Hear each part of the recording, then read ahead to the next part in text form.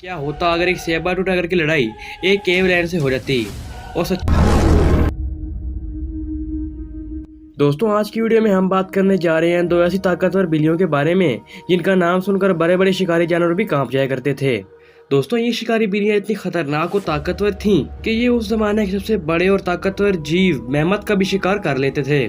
जी हाँ दोस्तों, हम बात कर रहे हैं आज के शेर और टाइगर के पूर्वज केव लायन और सेबर टाइगर की। दोस्तों, हम ये बात गारंटी से कह सकते हैं कि आपने सेबर टाइगर के बारे में तो सुना ही होगा।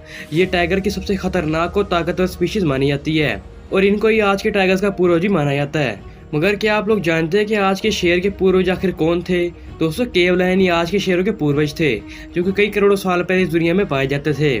मगर दोस्तों, आज की वीडियो में हम बात करेंगे कि क्या होता अगर केव लायन और सेबर टाइगर आमने सामने होते।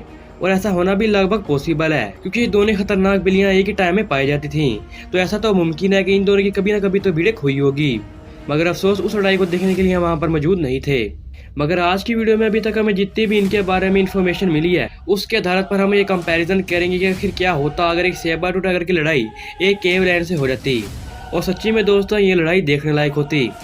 तो अगर अभी तक आपने वीडियो को लाइक नहीं किया, वीडियो को लाइक कर दो और अगर चैनल पर कहीं से भी नया चैनल सब्सक्राइब भी कर दो। दोस्तों, अगर हम बात करें सेबर टाइगर की तो आप लोग सेबर टाइगर को भली भांति जानते होंगे, नहीं भी तो इनका नाम तो सुना ही होगा।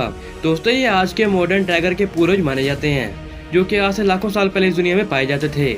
दोस्तों, इनको ऐतिहासिक बनाते हैं इनके 20 सेंटीमीटर कैनाइन टूथ, जो कि दोस्तों इतने नुकीले हुआ करते थे कि वो मेमथ की चमड़ी को भी चीर फाड़ देने में सक्षम थे। तो इससे आप लोग अंदाजा लगा ही सकते हैं कि सेबर टाइगर कितने खौफनाक और खतरनाक होंगे। वहीं दोस्तों, अगर हम सेबर टाइगर के वेट की बात करें तो इनका वजन लगभग 280 किलोग्राम से लेकर 300 किलोग्राम तक माना जाता है।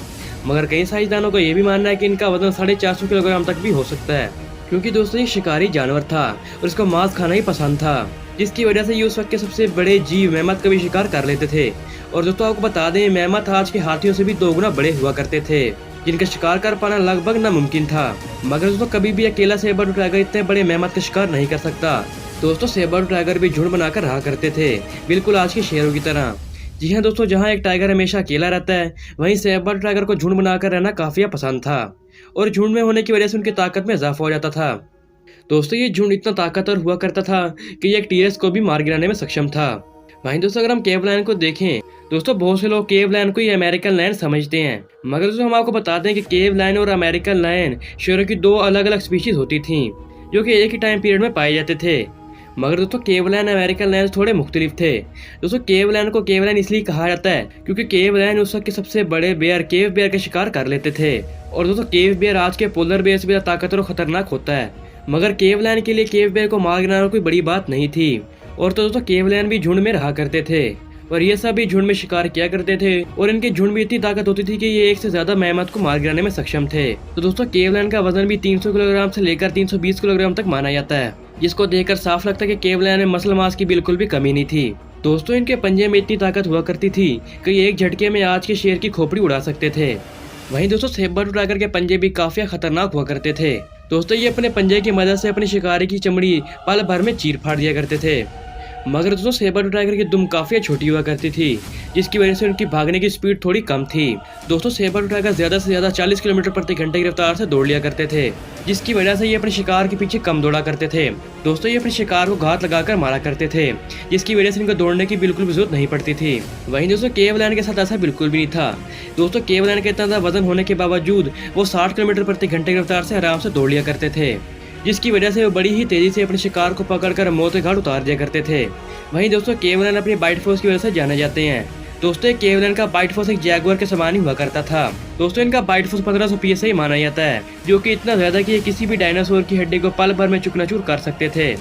वहीं दोस्तों, सेबर टाइगर को यहाँ पर एक डिसएडवांटेज था। दोस्तों, जहाँ उनके ये कैनाइन टूथ उनकी सबसे बड़ी ताकत थे, वहीं उनके ये कैनाइन टूथ उनकी सबसे बड़ी वीकनेस भी थे।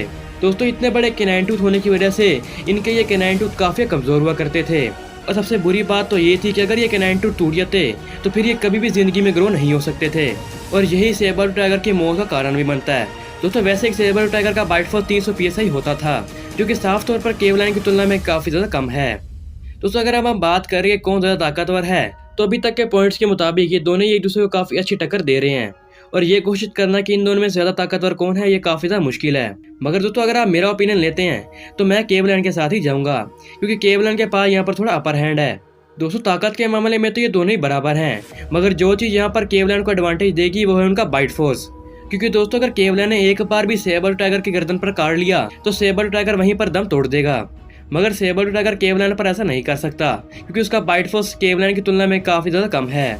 मगर दोस्तों ये तो था मेरा ओपिनियन, आपके इस लड़ाई के बारे में क्या कहना कमेंट में अपनी राय से आगाह जरूर कीजिएगा। और अगर वीडियो पसंद है वीडियो को लाइक कर दीजिएगा, और अगर कहीं से भी चैनल पर नए आ गए हो तो चैनल सब्सक्राइब जरूर करिएगा।